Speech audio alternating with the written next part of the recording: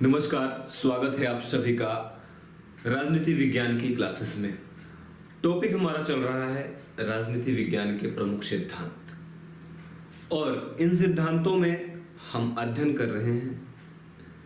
आज जो अध्ययन का विषय है वह है स्वतंत्रता यानी कि लिबर्टी, और इसको ही हम फ्रीडम भी बोलते हैं। आज हम जानेंगे फ्रीडम क्या है, फ्रीडम की परिभाषा क्या है, और आप जानते हैं कि सकारात्मक स्वतंत्रता, नकारात्मक स्वतंत्रता, सामाजिक स्वतंत्रता, आर्थिक स्वतंत्रता, राजनीतिक स्वतंत्रता, ऐसे बहुत से आयाम हैं जो स्वतंत्रता या लिबर्टी से जुड़ते हैं। इन सब चीजों को हम जानेंगे। अगर हम एक नॉर्मल सी बात करें तो जो स्वतंत्रता शब्द है, क्या स्वतंत्रता या लिबर्टी या लाइबर शब्द से बना है। किससे? लाइबर।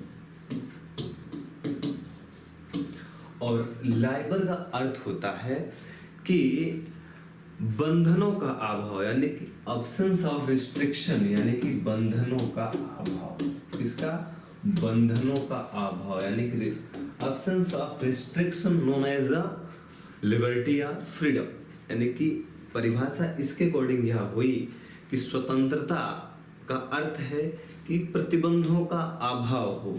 और स्वतंत्रता किसके संदर्भ में यूज की जा रही है? तो स्वतंत्रता मनुष्य के संदर्भ में यूज की जा रही है। तो मनुष्य के ऊपर किसी भी प्रकार का कोई प्रतिबंध न हो, प्रतिबंधों का अभाव ही क्या है? स्वतंत्रता है, लिबर्टी है, फ्रीडम है।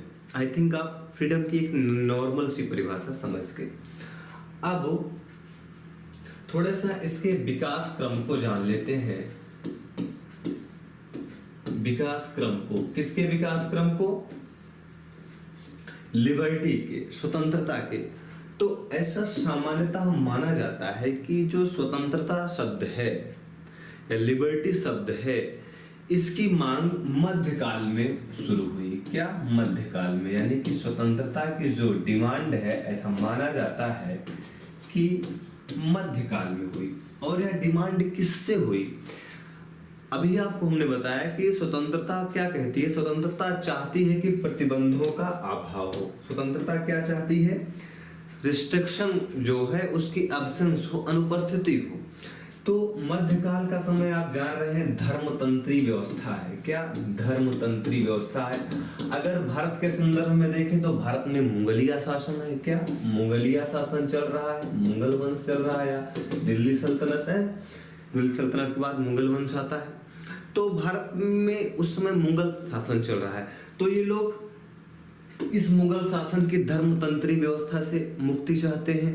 यानी कि ये जो शासक थे, अगर हम भारत के संदर्भ में देखें तो ये धर्म के आधार पर प्रतिबंध लगा रहे थे। अगर इस तरीके से वैश्विक स्तर पर देखें तो पोप ब्रिटेन या यूरोप में पोप तंत्र का व्यवस्था था, पोप लोग अत्याचार कर रहे थे। तो ये जो धर्मतंत्री व्यवस्था थी, इससे मध्यकालीन लोग स्वतंत्रता चाहते थे, मुक्ति चाहते थे। तो मध्यकाल में स्वतंत्रता किससे चाहते थे? बंधन नहीं चाहते थे। किसका? धर्मतंत्र का। फिर जब कहानी बढ़ी 15वीं और 16वीं शताब्दी में, अब 15वीं और 16वीं शताब्दी में परिवेश बदला। क्या? परिवेश बदला। और इस समय अब ये लोग किससे चाहते थे मुक्ति? अब इस समय मोनार्की स्थापित हो गई। क्या? राजतंत्र स्थापित हो गया, यानी कि वंशानुगत राज्य व्यवस्था आ गई, वंशानुगत राजा बनने लगा। यानी कि अब यह राजा एक तरफ से वन साइड फिलहाल की पॉलिसी अपना रहा है। यानी कि राजा यहाँ से सारे नियम कानून भेज रहा है। आवश्यकता कुछ लोगों को कुछ और है, लेकिन यह जो है भेज रहा है निर्देश। तो इस समय के जो लोग थे वो इस प्रकार के राजतंत्र से, इस राजा से परेशान थे और इस राजा के निर्देशों से मुक्ति चाहते थे। और यही मुक्ति क्या थी? उनकी स्वतंत्रता थी। समय और आगे बढ़ा, और जब समय आया 17वीं शताब्दी के बाद का 17वीं शताब्दी के बाद का समय जब आया, तो अब समय समय वैश्विक स्तर पर सरकारें गठित होने लगी। क्या सरकारें गठित होने लगी और लोकतंत्र के माध्यम से बहुमत का भी शासन स्थापित होने लगा।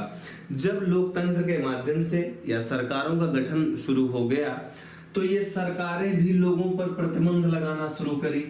तो इस समय उस समय से लेकर आज तक क्या है कि लोग अब सरकारों से और लोकतंत्र से गठित बहुमत की सरकार से मुक्ति चाहते हैं या इसके प्रतिबंधों को नहीं अपने ऊपर आरोपित करना चाहते या इस आरोप से इस आरोपण से प्रतिबंधों के आरोपण से बचना चाहते हैं।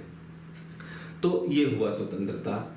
तो अगर हम अभी तक जो भी अध्ययन करे हैं उसका अगर हम सारांश रूप में पढ़ें या जाने तो एक ही अर्थ निकलता है कि स्वतंत्रता या लिबर्टी से आशय लोगों पर प्रतिबंधों के अभाव से है। क्या? लोगों पर प्रतिबंधों के अभाव से है। लोगों पर प्रतिबंध ना हो, लोग स्वेच्छा से जो चाहे वो करें।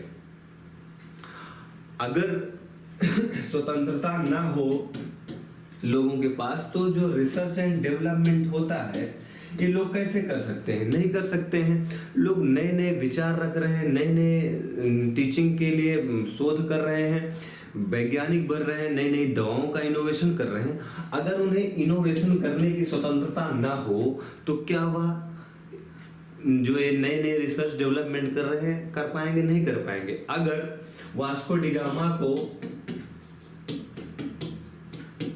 स्वतंत्रता ना होती तो वह कैसे जलीय मार्ग से भारत आता? नहीं आ पाता।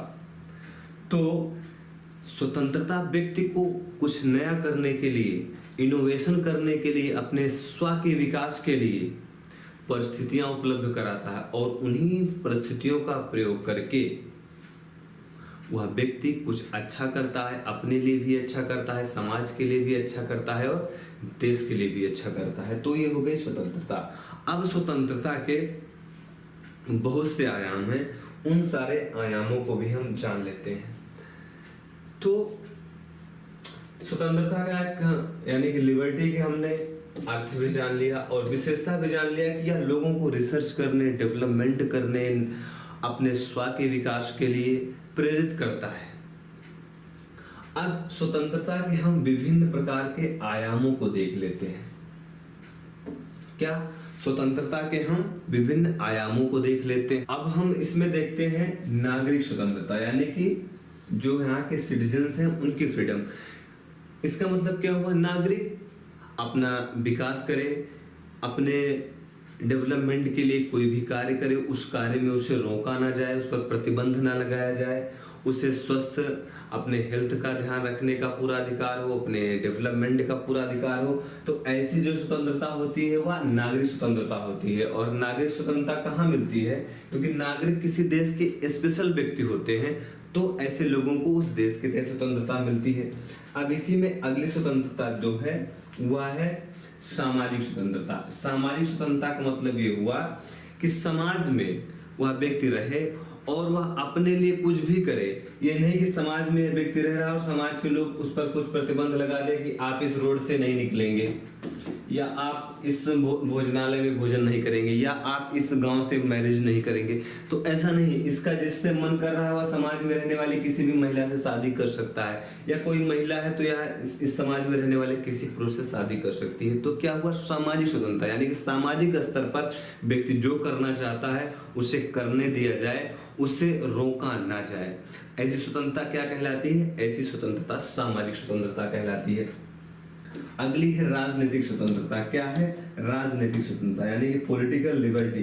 पॉलिटिकल लिबर्टी का क्या मतलब हुआ? पॉलिटिकल लिबर्टी का मतलब ये हुआ कि राजनीति से जुड़े हुए जो भी पहलू हैं, जो भी मुद्दे हैं, उन मुद्दों पर नागरिक या व्यक्ति स्वतंत्र होकर अपनी राय रख सकता है और राय ही नहीं रख सकता, राजनीति में भाग भी ले सकता है, राजनीति से संबंधित नीतियों का भी निर्माण कर सकता है, और भी सिंपल समझिए तो वह चुनाव भी लड़ सकता है, राष्ट्रपति का भी चुनाव लड़ सकता है। जैसे इस समय राष्ट्रपति के चुनाव की घोषणा हो गई है। अगर आप लोग भी राष्ट्रपति बनना चाहते हैं तो अपना नामांकन करिए, 50 अनुमोदक लाइए, 50 प्रस्तावक लाइए और कुछ जमानत राशि रिजर्व बैंक इंडिया में जमा करिए। जो रूल है अभी आगे हम पढ़ाएंगे आपको। तो राजनीतिक स्वतंत्रता है।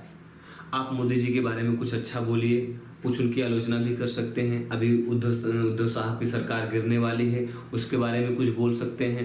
देवेंद्र फडणवीस के बारे में कुछ बोल सकते हैं। तो ये सब क्या है? ये सब आपके राजनीतिक स्वतंत्रता का भाग है, आप ये सब कर सकते हैं। तो पॉलिटिकल एस्पेक्ट से रिलेटेड सारे काम करने की जब आज़ादी हो तो ऐसी आज़ादी क्या कहलाती है? राजनीतिक स्वतंत्रता कहलाती है। अब अगली है आर्थिक स्वतंत्रता। आर्थिक स्वतंत्रता का सिंपल सा मीन है कि इकोनॉमिक के जो एस्पेक्ट हैं, इन सारे एस्पेक्ट्स को आप कर सकते हैं और इन सब एस्पेक्ट्स को करने के लिए आपको किसी प्रकार से मनाही नहीं होगी। और मनाही कर कौन सकता है? मनाही स्टेट कर सकता है। स्टेट मतलब राज्य, स्टेट मतलब राज्य यानी कि देश।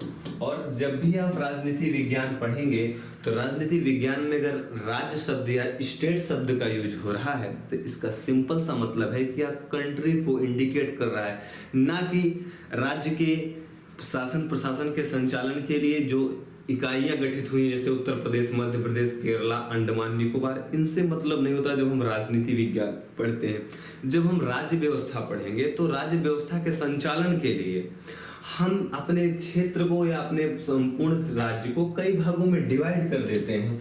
तो उस समय भले हम उनका स्टेट नाम दे देते हैं, लेकिन अगर जब हम सिद्धांत पढ़ रहे हैं और वहाँ राज्य शब्द आएगा तो उसका सीधा सा मतलब है कि यह इंडिकेट कर रहा है कंट्री को या देश को।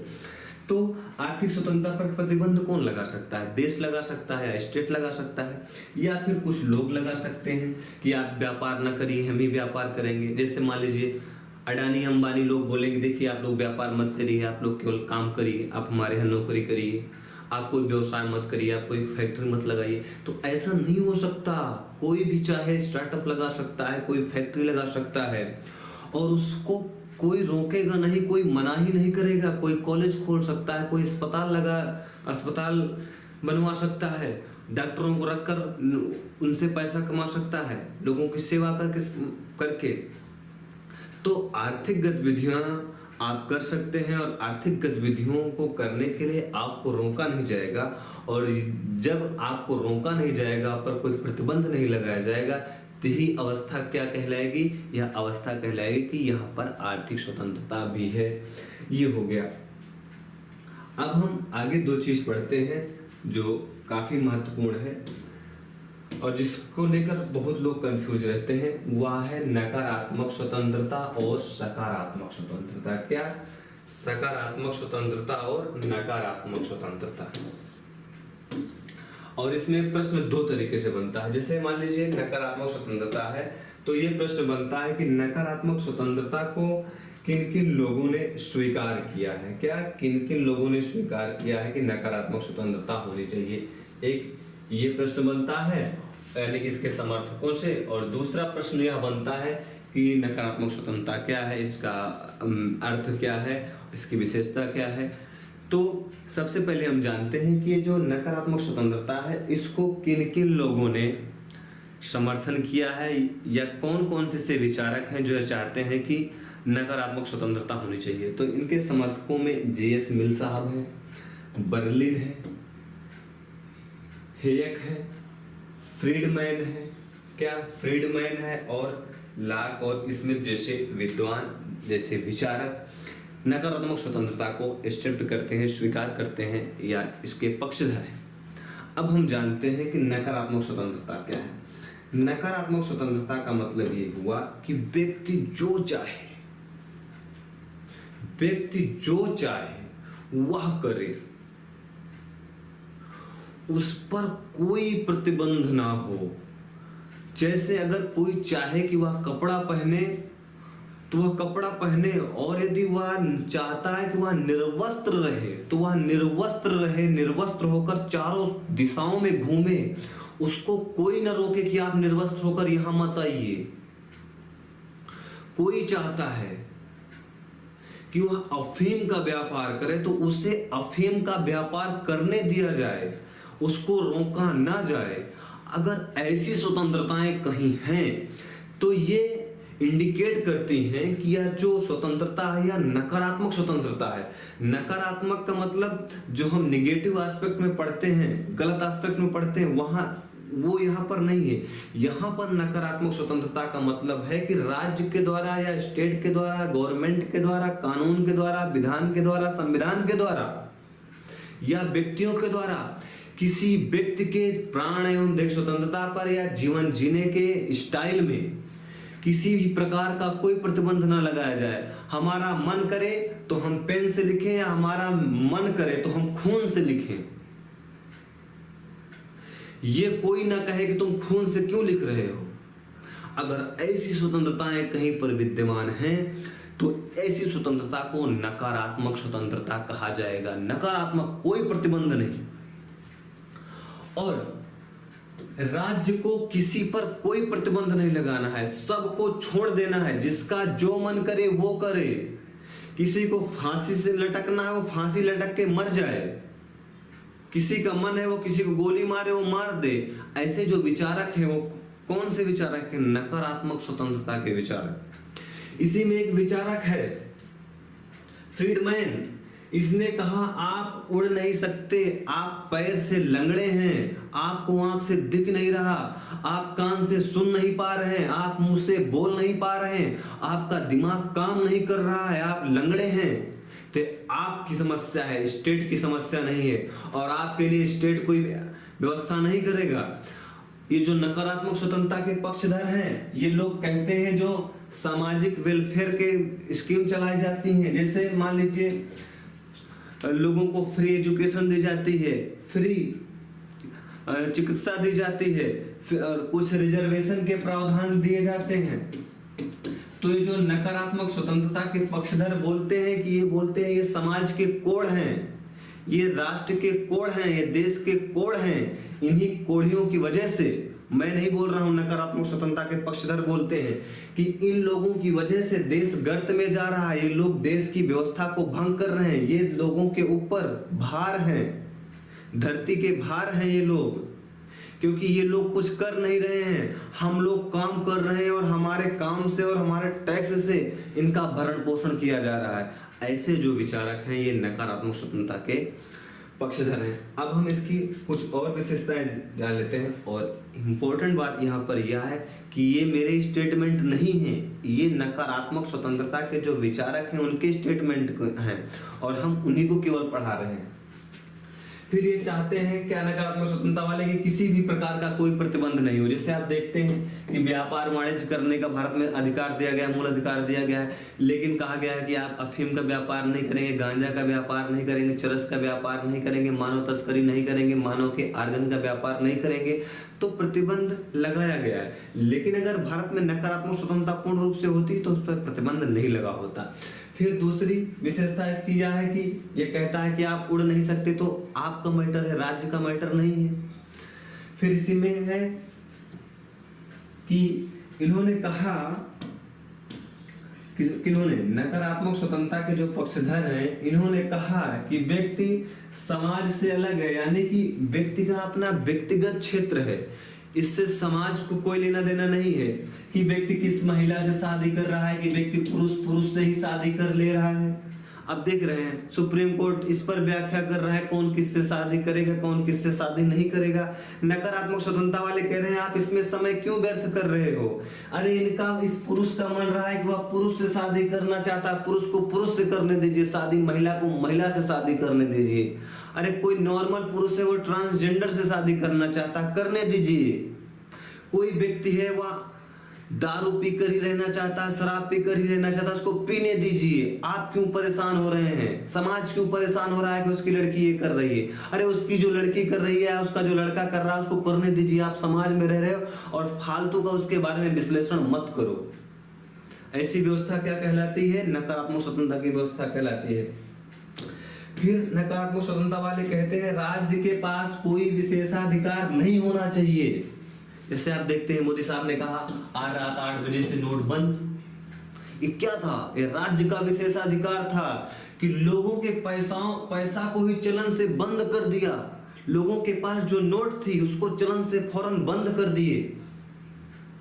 अगर नकारात्मक स्वतंत्रता होती और राज्य के पास यह अधिकार नहीं होता, क्योंकि नोटों का निर्गमन कौन कर रहा है? नोटों का निर्गमन तो राज्य ही कर रहा है, और राज्य में एक चुनी हुई सरकार है, यह सरकार कर रही है। सरकार ने तो प्रतिबंध लगाया लोगों की मुद्राओं पर, सरकार ही तो प्रतिबंध लगाती है। आपका पैसा अकाउंट में जमा है, लेकिन सरकार ने प्रतिबंध लगा दिया कि वनडे में, एक दिन में आप केवल 15,000 रुपए निकाल पाएंगे। अरे ये मेरा पैसा था, और आप मुझे बताएंगे हमारे खून पसीने की कमाई को कि हम दिन में 15,000 निकाले कि 5,000 निकाले। यही नकारात्मक स्वतंत्रता वाले बोल रहे हैं कि राज्य एक बुराई है, क्योंकि यह प्रतिबंध लगाएगा। तो नकारात्मक स्वतंत्रता वाले कहते हैं कि राज्य को प्रतिबंध नहीं लगाना चाहिए। फिर इन्होंने कहा कि राज्य का अस्तित्व क्यों है? तो इन लोगों ने कहा कि राज्य का अस्तित्व इसलिए है क्योंकि राज्य में या समाज में अपराध हो रहा है, और इस अपराध के समापन के लिए राज्य आवश्यक है, क्योंकि राज्य कानून के माध्यम से, दंड के माध्यम से इन उद्दंड व्यक्तियों को दंडित करेगा, जिससे जो अपराध है वह ना हो। अगली नकारात्मक स्वतंत्रता की विशेषता है कि ये लोग कहते हैं कि लोगों के पास चुनने का, सिलेक्ट करने का अधिकार होना चाहिए कि उन्हें क्या पसंद है, क्या नहीं पसंद है। तो आई थिंक आप नकारात्मक स्वतंत्रता को समझ गए। नकारात्मक स्वतंत्रता का सिंपल सा मतलब है किसी भी प्रकार का कोई रिस्ट्रिक्शन ना हो, absence of all restrictions, known as negative liberty. अब नेक्स्ट हम पढ़ते हैं सकारात्मक स्वतंत्रता।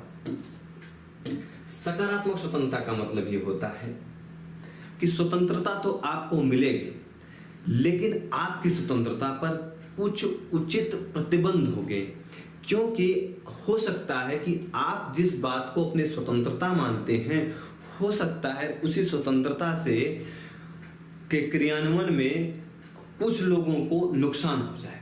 फॉर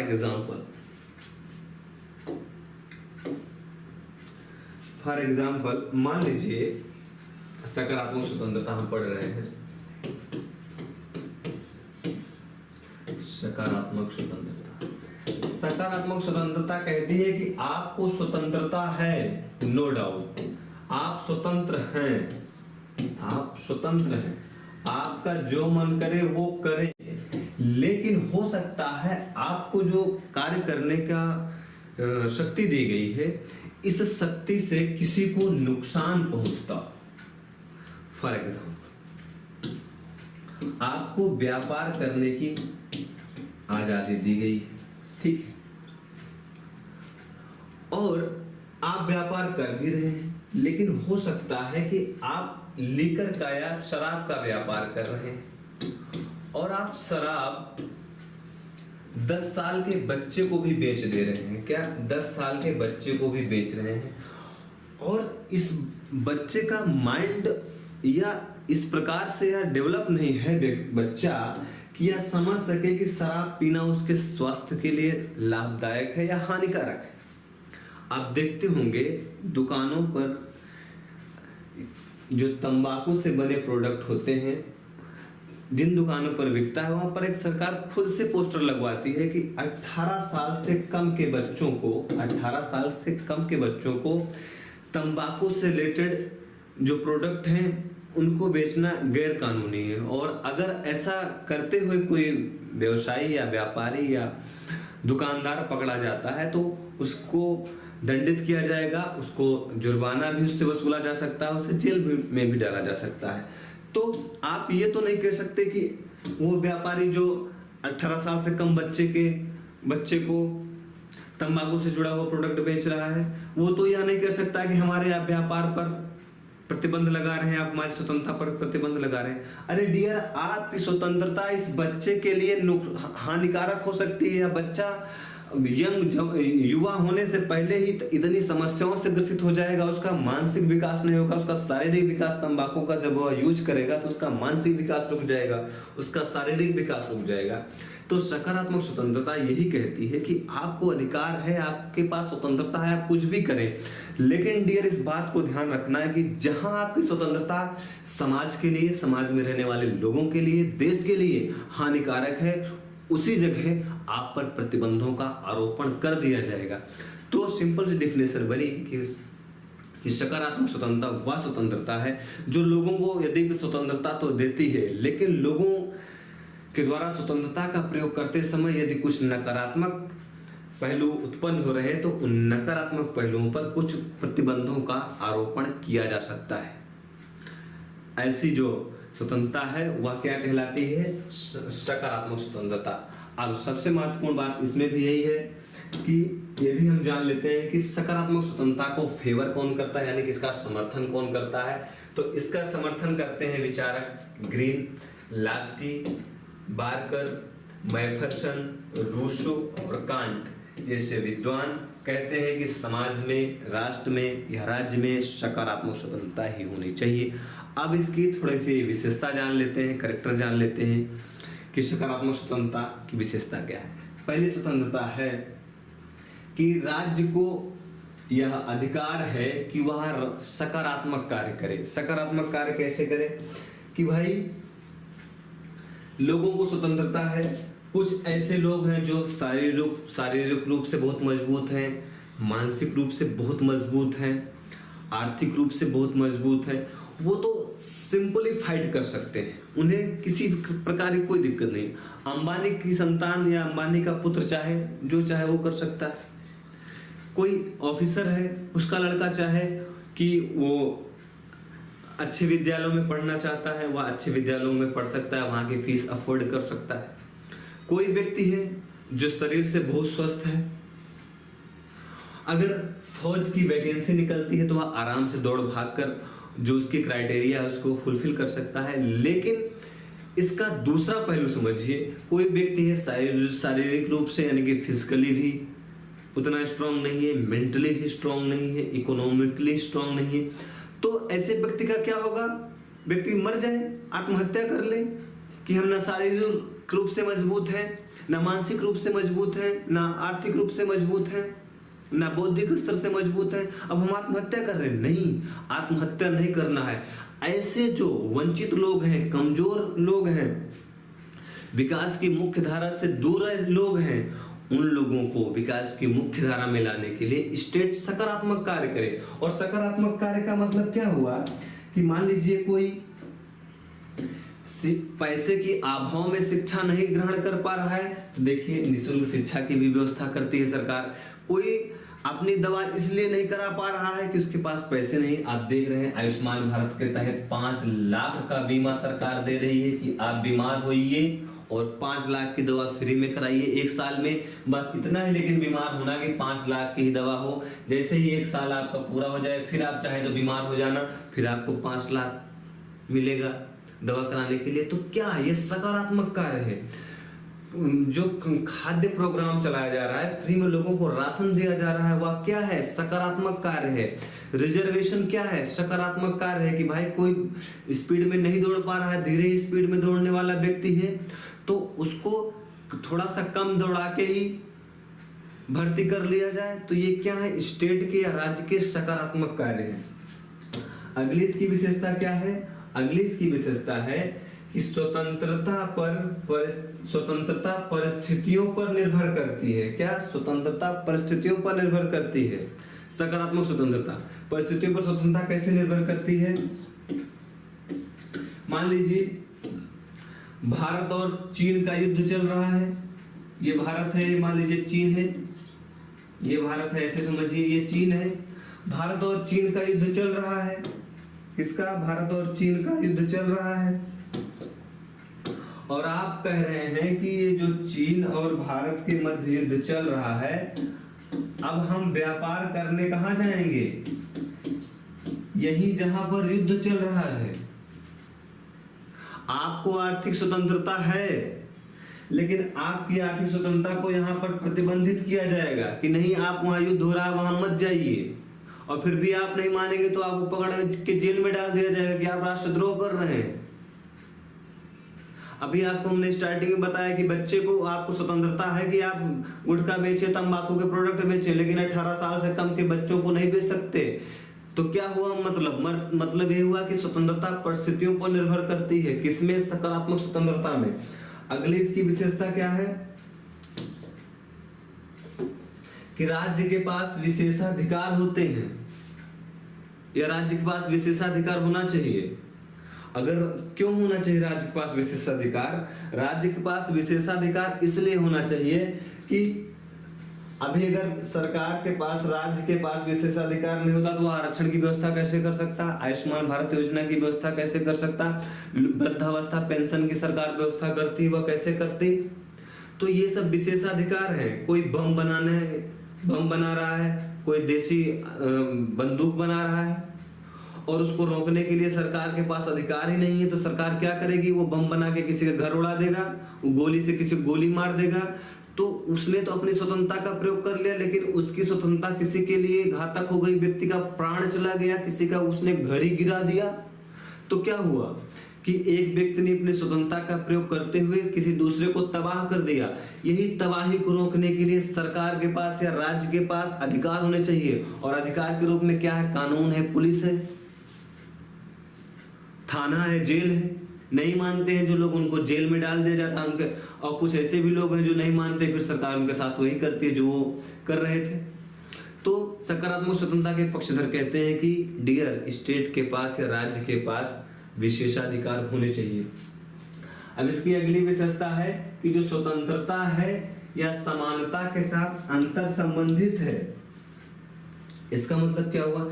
इसका एकदम सिंपल सा मतलब ये है कि आपको स्वतंत्रता है, लेकिन स्वतंत्रता के साथ समानता भी होनी चाहिए।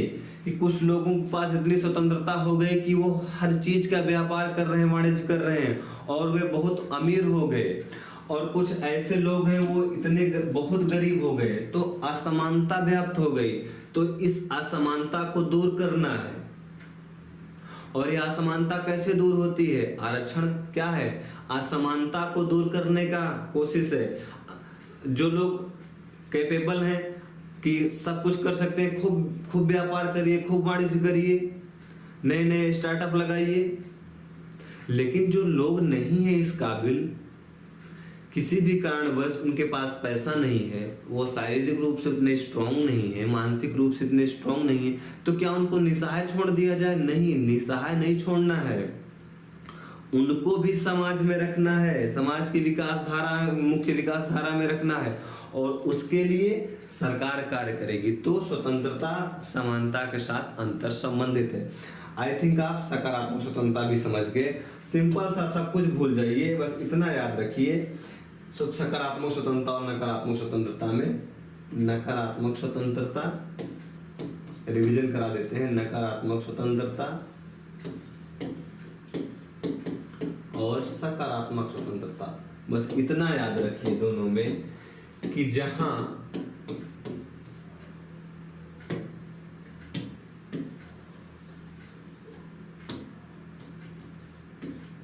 सकारात्मक स्वतंत्रता, दोनों में बस इतना सा डिफरेंस है, सब कुछ भूल जाइए। एक चीज याद रखिए कि नकारात्मक स्वतंत्रता जहां पूर्ण प्रतिबंधों का अभाव चाहती है, यानी कि कोई प्रतिबंध ना हो, कोई प्रतिबंध ना हो, क्या? कोई प्रतिबंध ना हो, लोग जो भी करना चाहे वह करें, चाहे वह उचित है चाहे वह अनुचित है। इस प्रकार की स्वतंत्रता नकारात्मक स्वतंत्रता कहलाती है। वहीं सकारात्मक स्वतंत्रता का मतलब ये हुआ कि यद्यपि क्या, यद्यपि लोग कार्य करने के लिए स्वतंत्र हैं, क्या? कार्य करने के लिए स्वतंत्र हैं, परंतु अगर लोगों के द्वारा जो कार्य किए जा रहे हैं, इन कार्यों से किसी को नुकसान होता है, समाज को, राष्ट्र को नुकसान होता है, तो इन लोगों के कार्यों पर प्रतिबंध लगाया जा सकता है।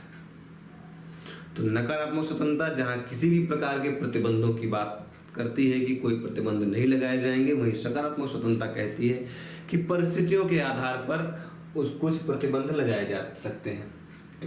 अब जरा दो बहुत बड़े विचारक हैं जिनके हम विचारों को जान लेते हैं। एक है शीले साहब। क्या? शीले। इन्होंने क्या कहा? इन्होंने कहा कि स्वतंत्रता अतिशासन का विलोम है। क्या? स्वतंत्रता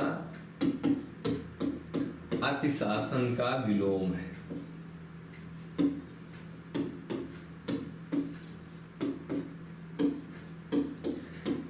सिंपल सा मतलब है कि स्वतंत्रता कब लोग चाहते हैं, जब लोगों पर अधिक शासन किया जाने लगता है और वह शासन लोगों को नुकसान या परेशान करने लगता है, तब लोग स्वतंत्र होना चाहते हैं। तो इस डिफिनेशन को भी याद रखना कि स्वतंत्रता अतिशासन का विलोम है, ठीक है।